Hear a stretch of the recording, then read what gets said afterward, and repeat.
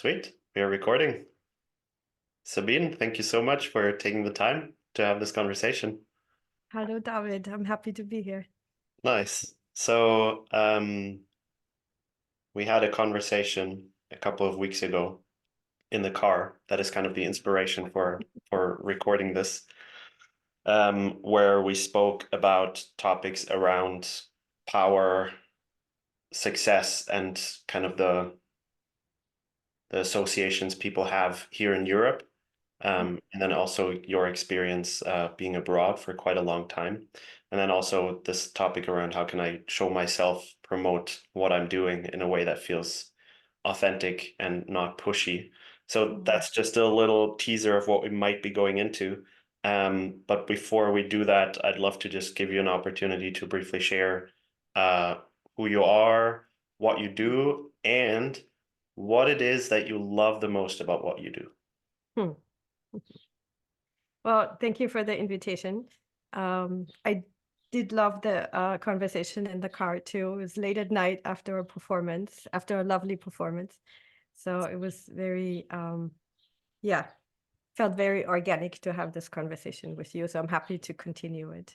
Um, well, without having to internally just go down my biography, um, pretty much I'm a dancer. I'm an artist. I started off as a modern dancer back then. Now it would be called a contemporary dancer.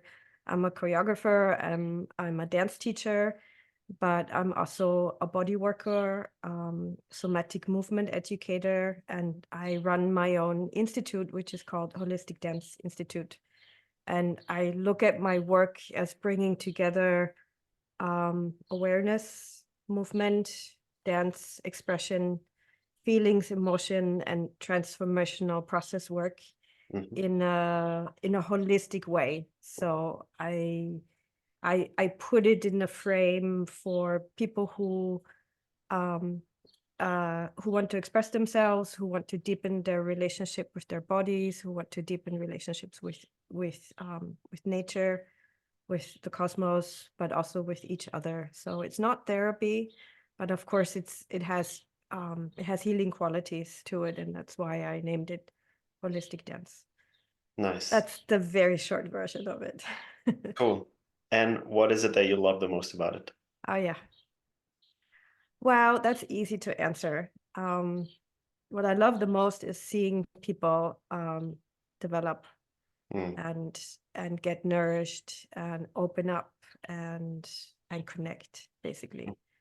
It's a gift. Over so many years, I've been doing it for a really long time. It's a gift to see how little it actually takes for mm, people to land with themselves, to just become more comfortable in their bodies, and then how that has a ripple effect on relating on many different levels. It changes people. mm, And deep down, we all know it. Like, the body is so smart, and our instincts are so smart that I mean, the very simple answer is making people happy. Of course, I know that that's not always um, like one-on-one, like workshop, people come out happy, but dance is a wonderful tool to help people connect with themselves, and then often happiness is a result of that. Yeah, nice. yeah. Sweet.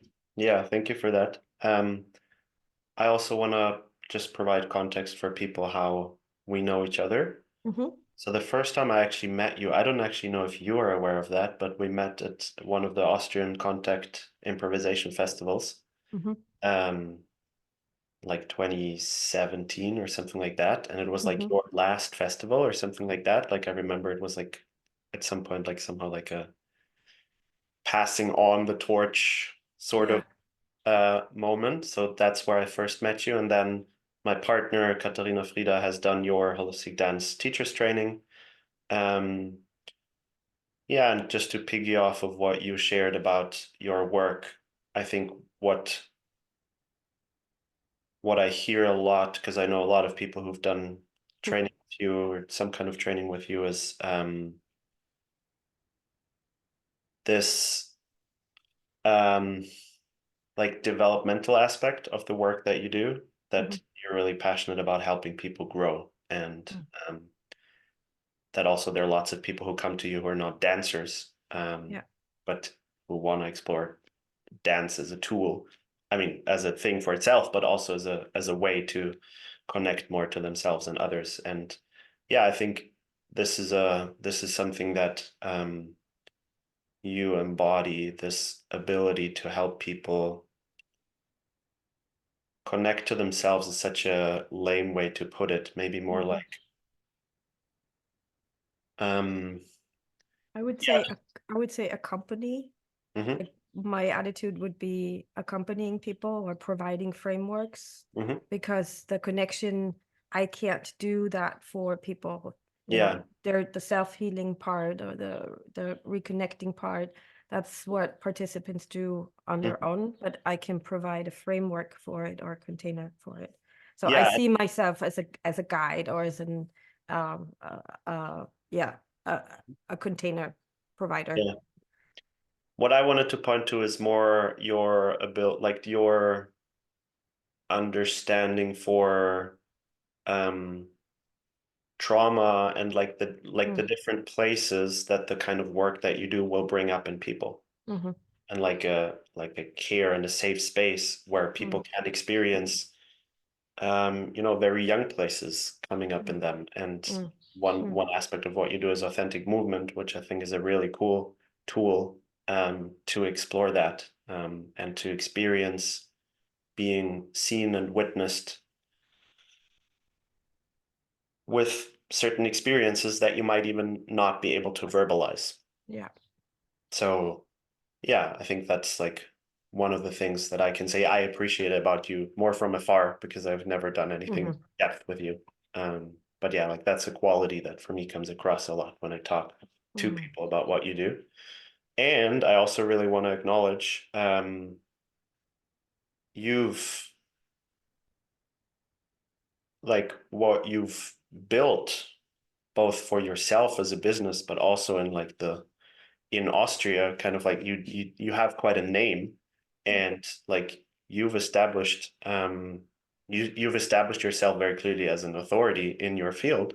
mm, Um, and I would say like that's one of the reasons why I also look forward to having this conversation with you, is that I'm really curious to have conversations with people who bring together, like an approach to embodiment and to somatics, and like a kind of like deeply attuned way of living in all areas, combined with entrepreneurship and, mhm, with getting things done and creating things that have a real impact. And I would say like that's something that you've really accomplished. mm. For example, with the holistic dance training, like I know so many people who've done that, and it's like it's a big thing. Thank you. Yeah, I'm curious if there's anything you want to say about, because I remember also we touched that on our last conversation, like anything that stands out for you in the journey of how you got there, Mhm, maybe things mhm, that helped you in the process, because I mhm, mean, you are in a place that I think many people would love to be. Like you get to do something that you're really passionate about, that mhm, clearly has a positive impact in the world. mm. Yeah, like how did you get there? Thank you. Well, I mean, it's a long journey. It's a journey probably of more than 30 years. So I think, often people ask me, how did I get here? And I I think the main sort of red line through it is my own development or my own interest. Hmm. So like staying authentic is such a overused term, but like if I look at it, I spent 10 years uh dancing professionally on stage, choreographing in the States, pursuing a professional dance career in the fine arts. Yeah. And I loved it, and it was horrible at the same time because the environment was so toxic. I Hmm. mean, it's such an incredibly high performance oriented, high competition level. I mean, I loved my colleagues. I loved creating art. I loved being on stage. I loved rehearsing and kind of all of the steps in between. But what I didn't love is not making any money, Mm. exploiting yourself, to a degree of injuries. And I mean, I have so many friends who barely could afford healthy food and of course didn't have any insurance in the States. And so the reality, it's a little bit like the movie Fame, but it is what it is, in so many ways, that the life of a professional artist is tough, and it's changing. The field is changing, and there's many attempts to create better environments, but this was in the 90s, 1990s. So that was hardcore training. And at the same time, there was also something within me that I didn't know at the time, at the end of my 20s, where I was looking for something beyond just the stage or beyond just the theater. And I couldn't name it back then, but it kind of pulled me out of the theater world. And this is actually when I really got into contact improvisation, authentic movement, but also more self-exploration, meditation, everything that I'm combining now. It's kind of pulling me at the end of my 20s. And I basically went on a self-determined vision quest. I sat in my car for half a year and drove through the United States trying to figure out what to do with my life. Mm. And I knew that my old life couldn't work anymore, but the new one wasn't clear. And that's when I returned to Europe, and I was trying to figure out like the pieces of what I needed or what I wanted, and at the same time I still needed to work. So Yes. I ended up coming back to Vienna, even though I have to say I grew up here. I never wanted to come back.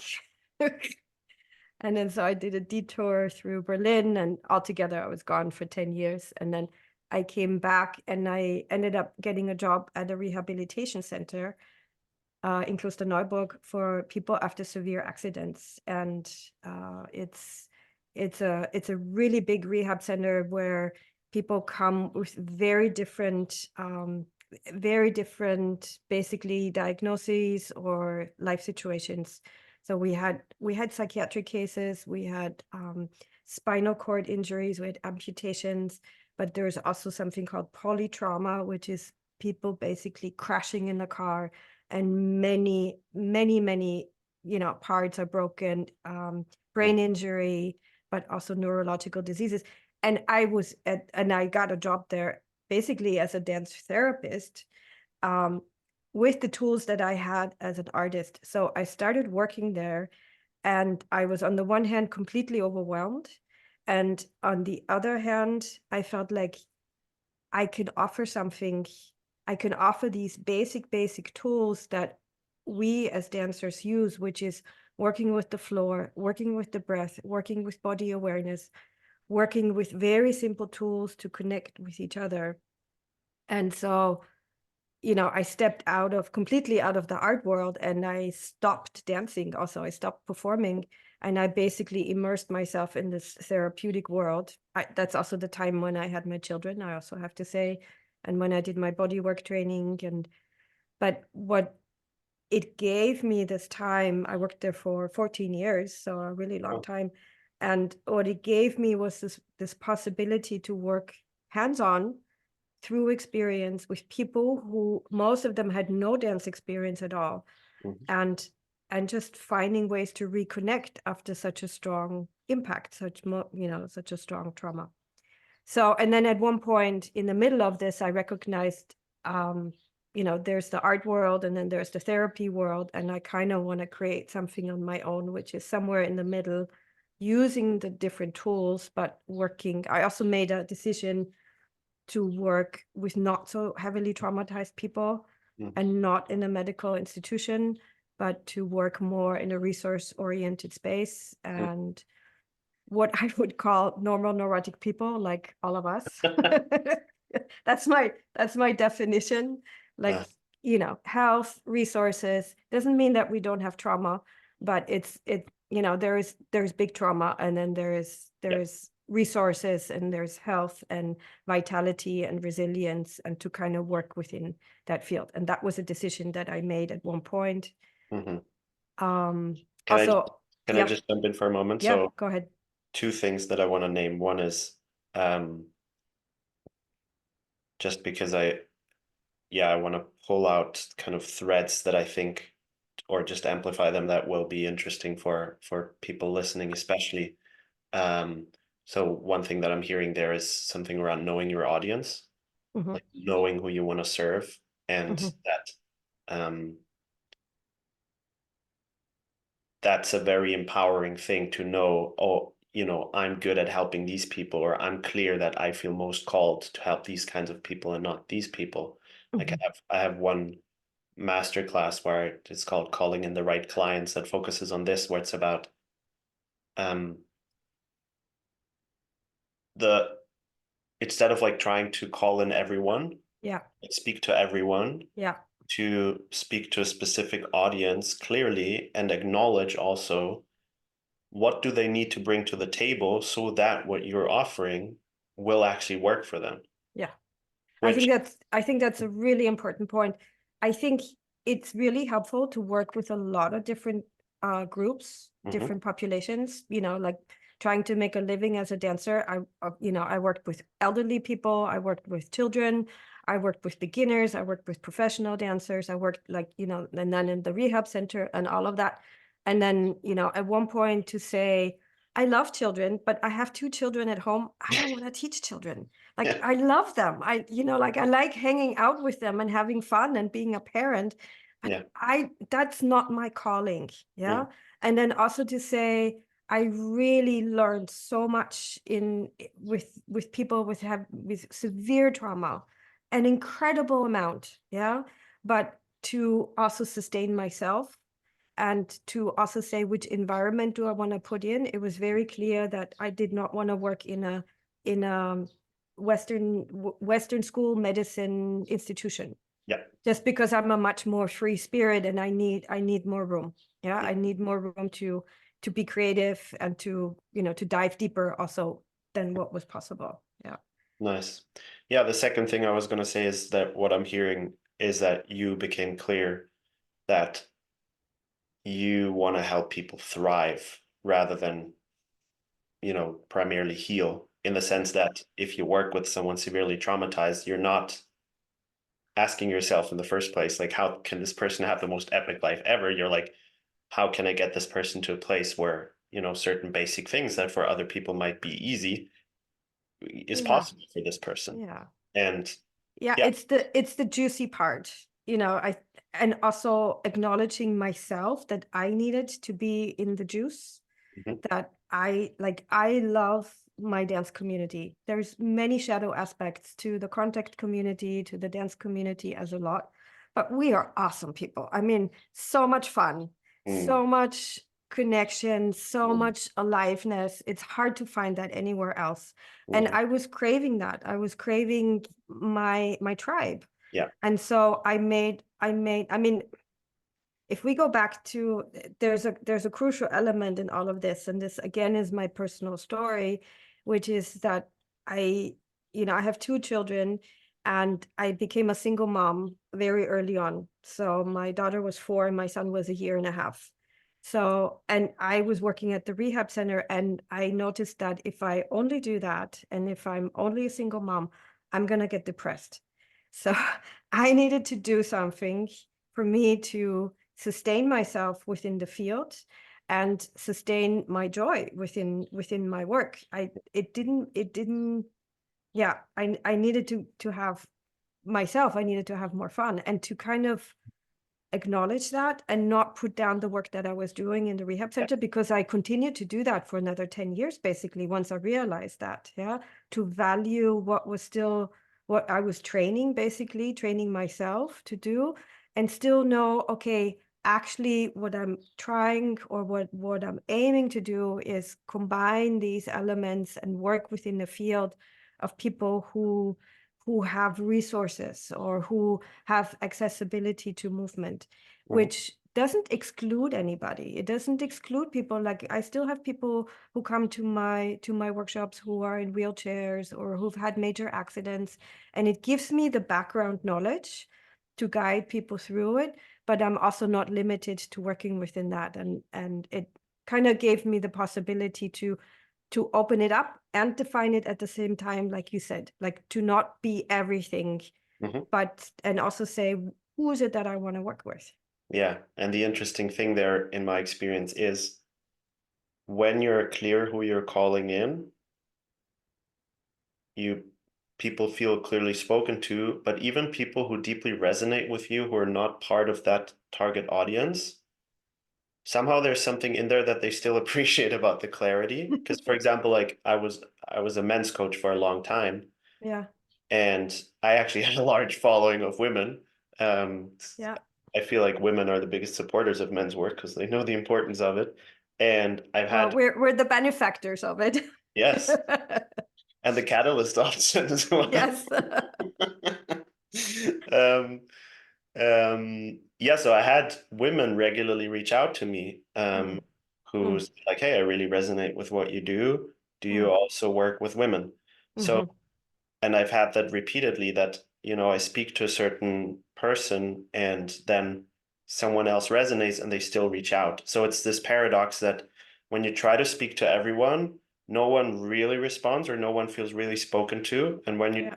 want to speak to someone specific, even those outside will not really feel more excluded. So Yeah. that's an interesting observation that I've Yeah. had. Yeah. I'm curious to hear from you if it felt scary for you to see more clearly, like what you feel most passionate about, and then actually like go towards that. Um, well, yeah, always, you Mm, know. Um, I mean, my life situation was so complex, and I think you asked me also for the motor behind my entrepreneurship. I think I have to start here and then go to the fear. So I basically stopped dancing for 5 years and then noticed that if I don't have dance in my life, I'll get depressed. But I also felt like I needed to establish my own ground rules. If I go back to being a professional dancer or dance teacher, that I vowed to myself. I was the famous story goes, Kate Bush published a new album after 12 years. Kate Bush is sort of the early onset of my dancing career. When I was 15, I listened to all of her to her music. And so she published music, her first album, that was in, what was it, 2005 or 2006. And I was in the kitchen and I was listening in it and I just started dancing. Yeah. And in this moment, I decided that I'm going to dance for healing. I want to devote dancing to something that's larger than me personally, larger than the sort of ego container. Didn't have that word at the time, but that's what it felt like. And I didn't want to exploit myself or anybody else. That was the baseline. And that I vowed to myself that I would never go into a situation like a work situation where I didn't feel nourished or healthy. And I've pretty much kept that, I would say 99% of the time. So that was the core vow to myself. mhm, And then after that, it just sort of went step by step. And the other element of it is of course, because I'm a single mom and I had very little alimony, I also knew that I had to make it sustainable. I had to figure out something that wasn't just one job at a time because I had experienced that before. And I mean, I knew my kids were small, but I knew that, that's just going to get more expensive as we go along.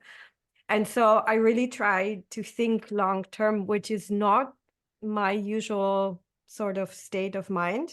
mm, But it was clear I needed to figure something out, or I needed to create some sort of structure that has a little bit more longevity or sustainability towards.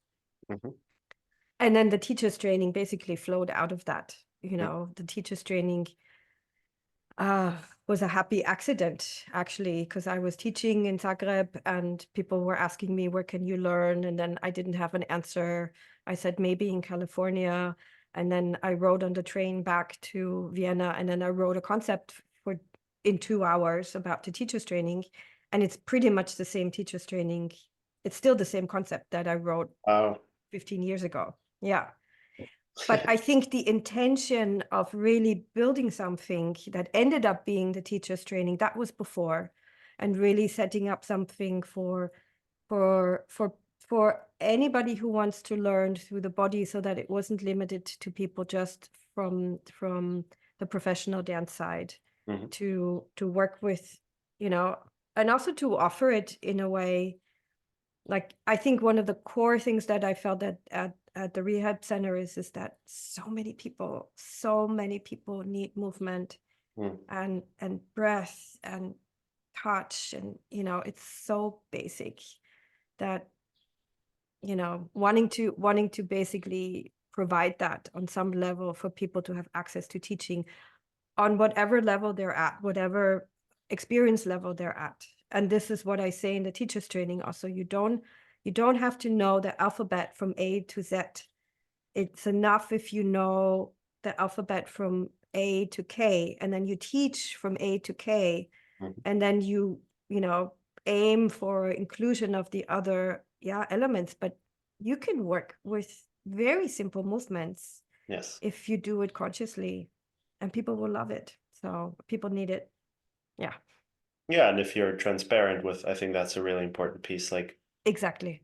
Yeah, people, like I actually did a video about this yesterday, how especially highly sensitive people, because they're so aware of everything or more aware of what's going on inside of them, so they see their own, challenges and doubts very clearly, that it's very easy to lose touch with the stuff that you're already good at, yeah, that for you feels super easy, and for some other people is like revolutionary if you teach that. yeah, yeah, So yeah, yeah, definitely, I really resonate with that, that what's really important is to be clear, like, hey, this is what I can provide, this is what I cannot provide. yeah, And as long as you're clear with that, yeah. it's mostly really just an internal thing of like, can I give myself permission to Mm, share and like trust that what I do is good and worthy, even if there are people who are better, who are more experienced, and so on and so yeah. forth. Well, and I mean, I do have to say, and this is a part that we had in our car conversation. I mean, what I do see very often, and of course here I'm a Verfechterin meiner Kunst, so an advocator of my art, is that there are methods to be learned, and then there are principles to be learned. And what I do see a lot on the market, of course, is people offering a lot of different stuff. I'm just gonna say it like that, like stuff. Mhm. And people have taken, it's this classic thing about being a yoga teacher. You can go to India and study yoga for 4 weeks and call yourself a yoga teacher, Mhm. or you can study it for 6 to 8 years and study the Vedas. And so there is very different sort of depth that you can explore. Yeah. And I do feel that it's really good to have some skills to offer, yeah, and to have a clear structure, and to have clear tools to offer. Again, it doesn't mean that you have to know all of the tools. It doesn't mean that you have to have been a professional dancer. It's not a prerequisite, yeah. But you do need to know what you're talking about, and you do also, and this is another point, you do need to know how to support people, especially through um, an emotional process or transformation process. Yeah. Yes. And again, this is also where it becomes tricky around authentic movement. Oftentimes people will offer it, and it's an open form. I mean, all of these are open forms and anybody can use it. But some competencies are valuable. Yeah. Yeah, I think one of the things that comes up there for me is the importance of mentorship, and Yeah.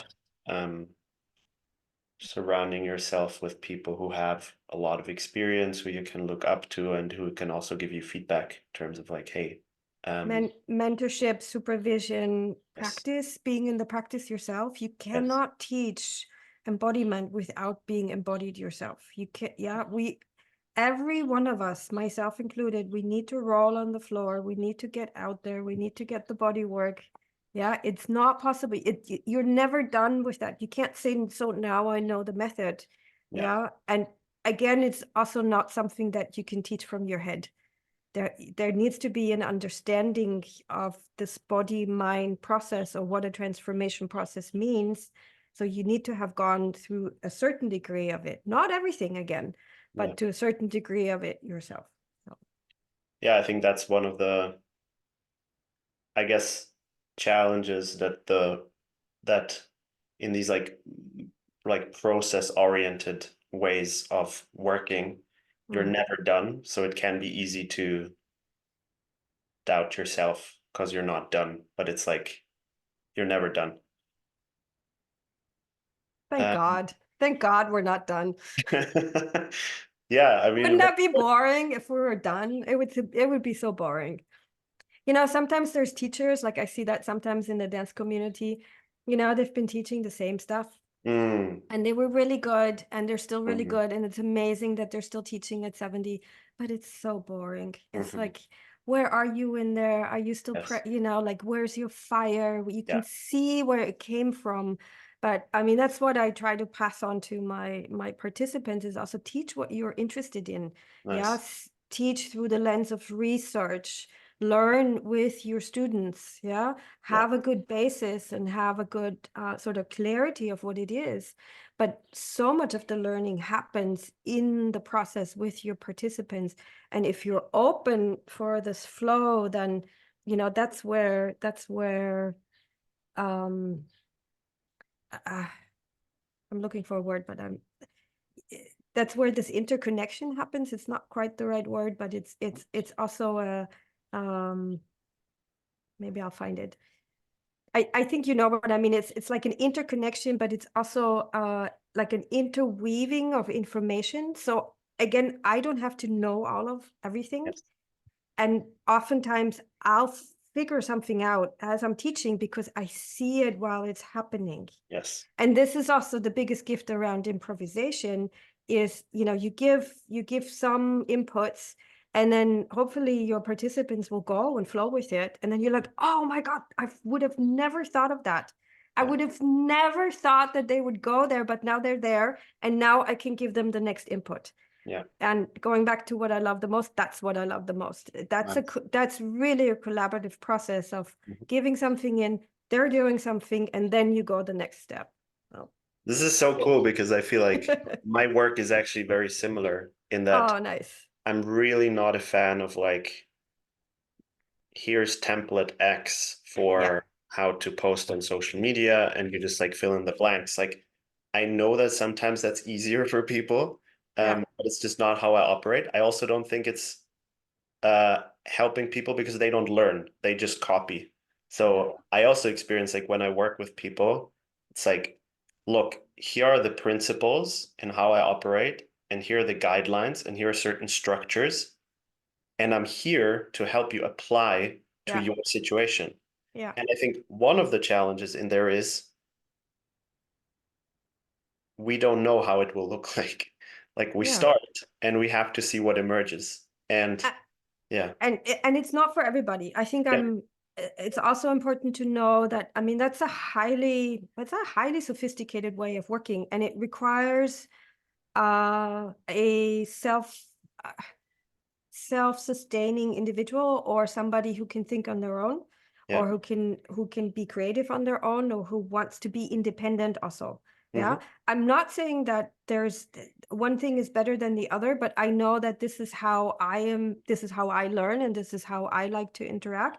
I think sometimes people really need to go to a coach and need to be told what to do, and need to just kind of go step by step. And same with methods, same with body methods. I mean, I go to a physiotherapist and he, fixes me. But then I choose that consciously.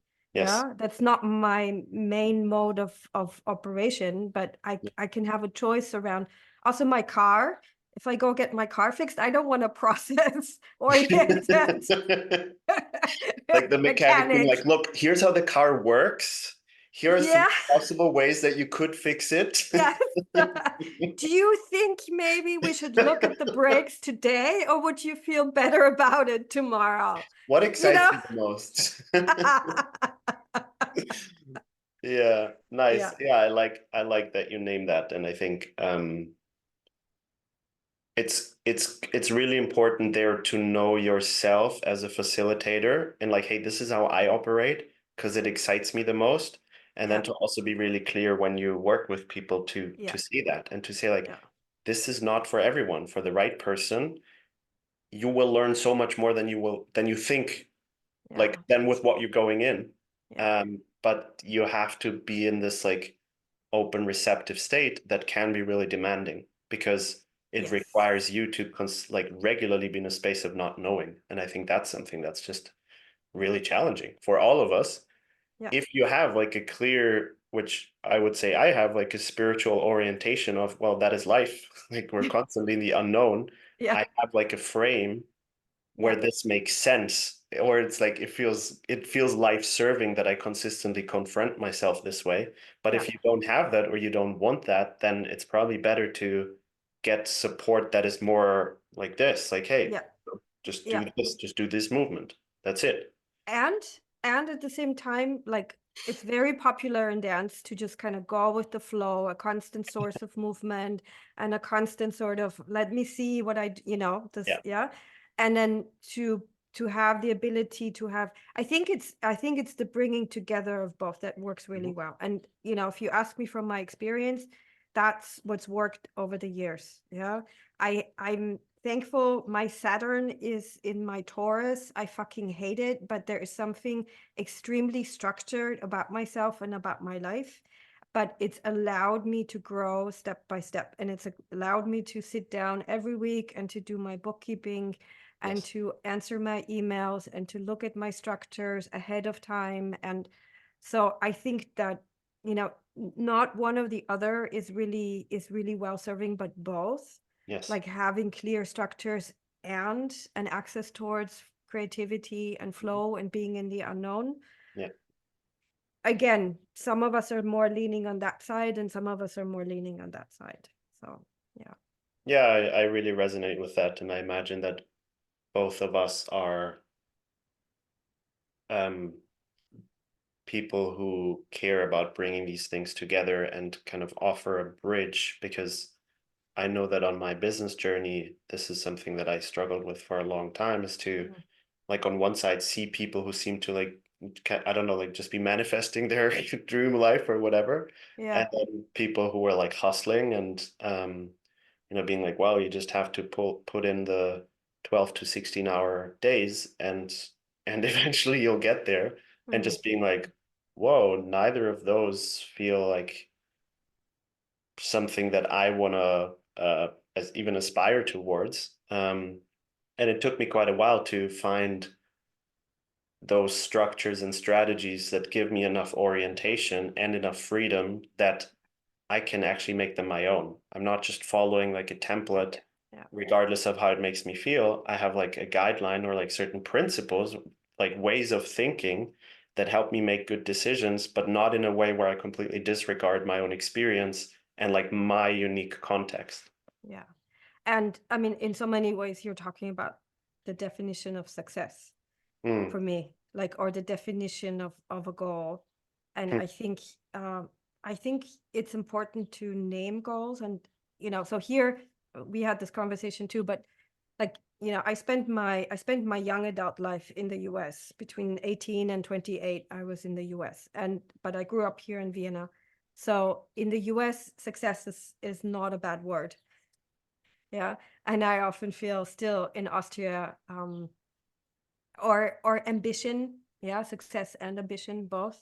I remember coming back from the US and just having a certain way around doing things because I'd been producing producing performances and wanting to organize something. And I remember coming to Vienna and wanting to organize a festival right away. This was in 2000, and people were like, whoa, slow down.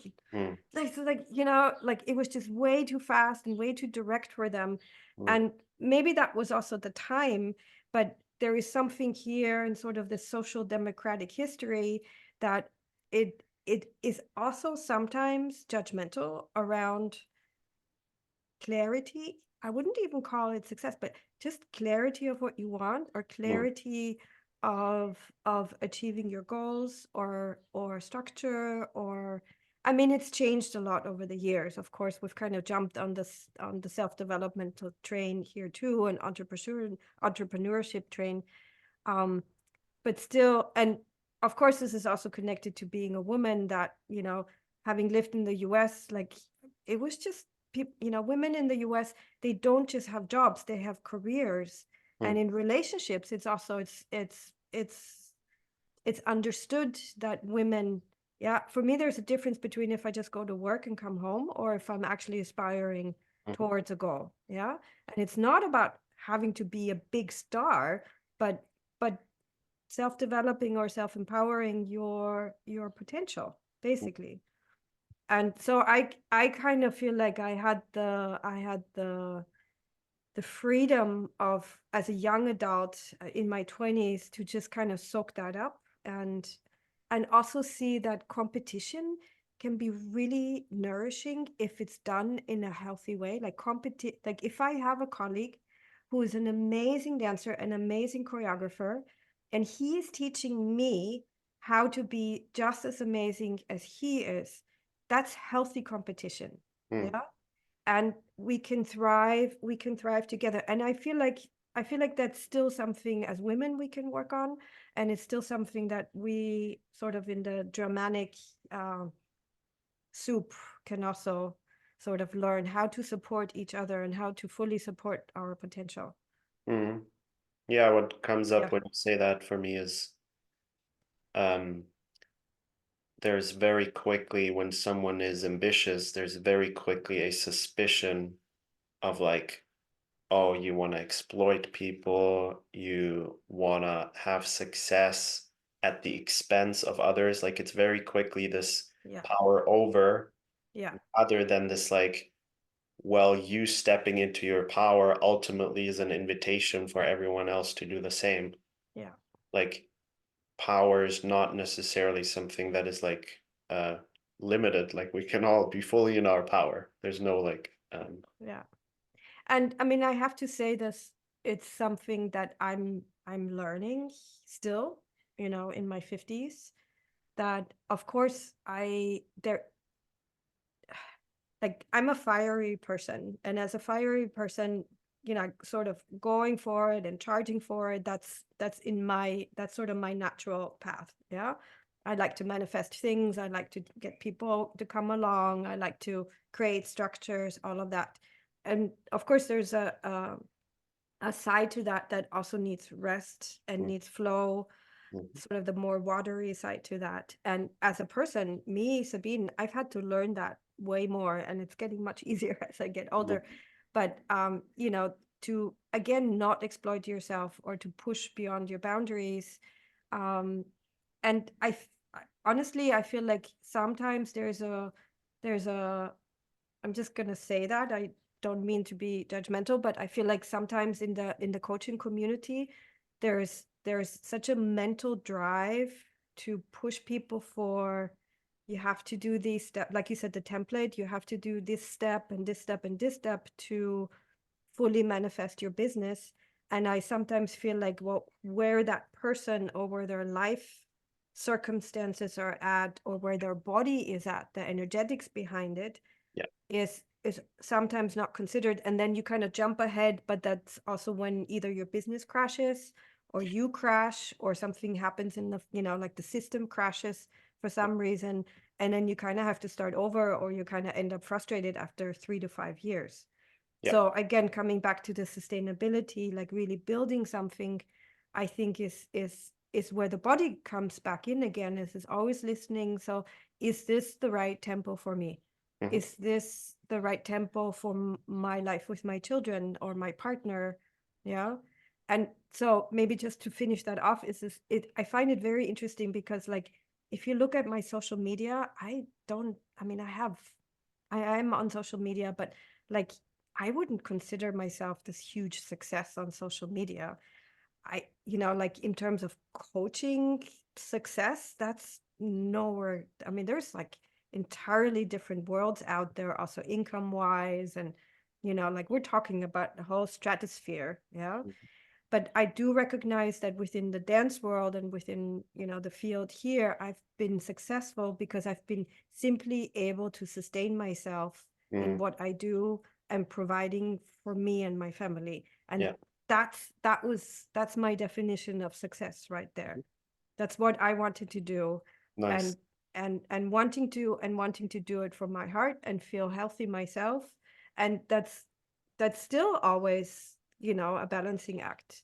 But Yeah, I think it's really important to listen to your body and to listen to what's going on in your family system, and to define that for yourself, and not to be driven by comparison or by external big goals of what it's supposed to look like. So I just went off. nice. No, I Yeah, yeah, think the two things I want to point out. One is, yeah. um, well, let me start with just celebrating you for accomplishing what you set out to do. Because I know a fair amount of people who are successful but not happy. Mm, Um, and I think, or, in certain standards, successful or follow certain ideas that were not actually what they wanted. And, like in micro perspectives, I think we all do that. Like we have a mhm. goal, and then in the process, we notice, that's not fully it. And then ideally, we course correct. Yeah. Um, but yeah, just celebrating you for having accomplished what you set out to do. Like that's different from I want to be a success. Like that's a much more like external perspective of like I want to be perceived in a certain way. Um, Can I share a story just quickly for that? I did learn that in the US. I think in some ways that was a very healthy lesson for me to learn. When I was 25, we started our own company there, and there was five of us, five choreographers. And within 2 years, we were the big hot shit in Chicago. We mhm, were all over the newspapers. We had started a theater. We had full houses. And the thing in the US is that you can rise very quickly, but you also fall down very quickly. yep, And then I left Chicago and I went to do my own other things. And then I came back, and then nobody remembered. I mean, it's not entirely true, but whatever had just sort of boomed within these 2 or 3 years, yeah, basically just, the attention shifted somewhere else to the next hot shit. yes, And that was sort of this realization, oh, this is what the quick fire success feels like. mm, Yeah. And it's like in a relationship, it's like boom, bam, and it's super exciting, but then it doesn't last very long. And yeah, to how to really build that up, that's a whole different part, whole yeah, different kind of job. And it sucks sometimes. I mhm. think that's also really important, like you don't see me sitting at my desk and doing my bookkeeping and not wanting to do it and rather going out into the forest, but I still do it. You don't live stream yourself doing that. I should do it maybe sometimes. Yeah. Yeah. Yeah, I mean, I remember when I started with my men's work stuff and I did like a big online summit in the beginning, and I had quite the attention, and yet I wanted it to be even bigger and faster. And one of my mentors was always like, I think it's good that it's going the way it's going. Like, Mm. I know so many people who blow up too quickly and then it's Yeah. not sustainable. And I was always Yeah. like, fuck you. Like, I just want that. I want it all. But in retrospect, yeah, I'm grateful. I think it's good. Yeah. Um, I want to point out one other thing that Yeah. you brought in, and then we'll probably come to a wrap. Um, when you were talking about power and success and um, like the danger of aiming for something and then kind of losing yourself in the process and burning out, all these things. The word that I wrote down was attunement. Hmm. Um, so I think it's super important to practice this, like within myself, but also when I'm with people, like, hey, where's this person actually at? Yeah. Um, Otherwise, I cannot help them take their next step, and or see if I can help them or not, if there's something else that they actually need Mm. for them before they can work with me, for example. And they are not in any way mutually exclusive. Like, I think this is where sometimes there's like a misconception that stepping into my power comes at the expense of me being attuned. And I think that's like such a tragedy that this misconception can happen, that like if I am really ambitious, that somehow automatically means I'm like less connected to myself or Yeah. my environment. Yeah. Um, and we were talking about this bridge before between different like structure and flow. And I think here it's the same. Like, I want to bridge both. I want to be Mm. the most attuned person I can Mm. without in any way toning down my power and my Mm. clarity of where I want to go. Mm. And I think this is where, obviously, like for good reason, because in the past, people, and still to this day, people who are like very much, like I'm clear about what I want and I go for it, and I'm like a doer. Yeah, very often they're not attuned. And so what they do has like very big consequences for themselves, for other people, for the environment. So we have this really strong association that, oh, if you're someone like that, that means all of these other things. Mhm. And I think we don't yet have that many healthy role models Yeah. who embody both of these qualities. But Yeah. it's such a tragedy when people, and I've done it for so long, and I'm sure there are places where I still do it, like toning down Mhm. my life force, Mhm. because I think that if I do that, that means I don't do the other thing. And that is like, if I can untie that, and if I can see that those are like two different skills that I need to develop both, but it's not like if I get better at one, I get worse at the other. Just Mhm. might be, oh, yeah, I need to level up the other two so it can match. Mm. Because the more power I have, Mm. the more impact I have on everyone else around me, Mm. because like I can affect more. So it requires me to be even more attuned and aware of Yeah. like my impact. But it's not like this, like my attunement goes down as my power goes up. Yeah. I mean, it's gorgeous, I think, what you're saying. And I think it has many different aspects to it. The first association I had is this famous quote by Nelson Mandela, which is actually not his quote, about when It's a great it's way to introduce it. well, it's actually from Marianne Williamson Ah, from cool. what's it called? Uh, anyway, it's about it. Nelson Mandela got really famous for the quote, but it's about saying that you don't serve anybody by hiding your light. Yeah, And a part of dealing with your own power is noticing that somebody else might be intimidated by it, yeah. and not having to sort of close it off. And I honestly, I still have a really hard time with that. I do know that when I feel like there is like somebody is intimidated by me, it's not something that I like. Mm, And I think what comes along with that is also different. I talk about different archetypes of teachers. mhm. Like there's different ways of teaching. And like one is the classical sort of expert, frontal teaching. I have the knowledge and I impress you with my knowledge, and that's my power. But there's also sort of uh, interconnected way of teaching, or the archetype of the shepherd, which sort of takes care of the sheeps and is more of the container. And then there's the archetype of the performer, and there's different and ideally I feel like as a teacher or even as a coach, you have different tools available, so you're not just one or the other. Like Yeah, sometimes you'll unpack the expert knowledge to help your client, and sometimes you'll put on a little show to find the humor in maybe a difficult situation, and then sometimes you'll be the guide and mm, the shepherd. Yeah. mhm. So I think it also comes back to the definition of power, that we have such a strong image that power has to be strong Yeah, and it has to be sort of this overpowering quality.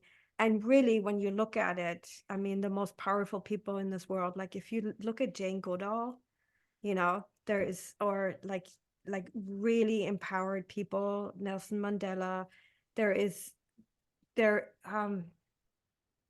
I don't know if you know Tültrim Alione, who's this Buddhist teacher, the Dalai Lama, Karmapa, these spiritual teachers who are incredibly soft, are incredibly compassionate. Joanna Macy, like there is such a heartfulness, and Mm. there is power in the interconnection. There's the power with, Yeah. and and I think, I don't know who said it, but I think it's also that it's just a much larger goal than just me being in power.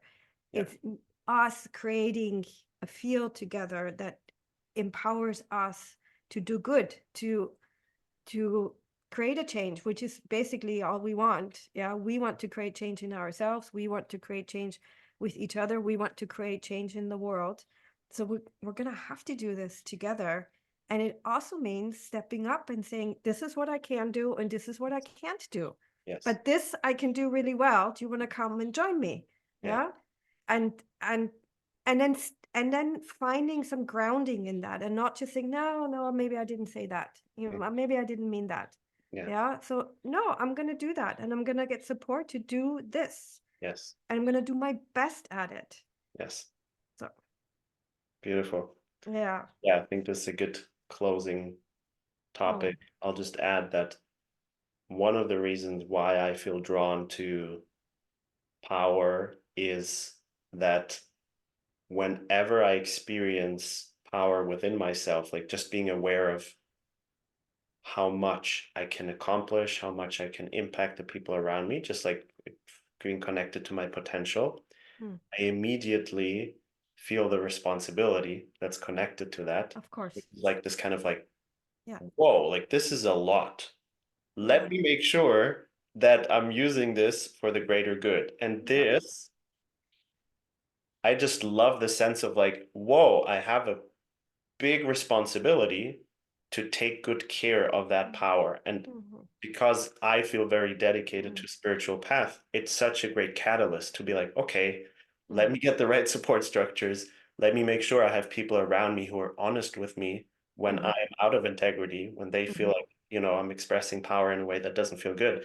Like this kind of like higher charge, it really excites me, and it feels like a really cool challenge to be really on point. Like it kind of asks you to be very precise. So yeah. Can I just share one more thing? Because I Yeah. remember in my authentic movement retreats with my teacher, Tina Stromstedt, I did, I had one session where I was just like, I was imaginatively, I was like slaying through karma, and I was like doing all these incredible movements, and I came out like feeling like this ninja warrior, and I just felt incredibly empowered and so free to go into that.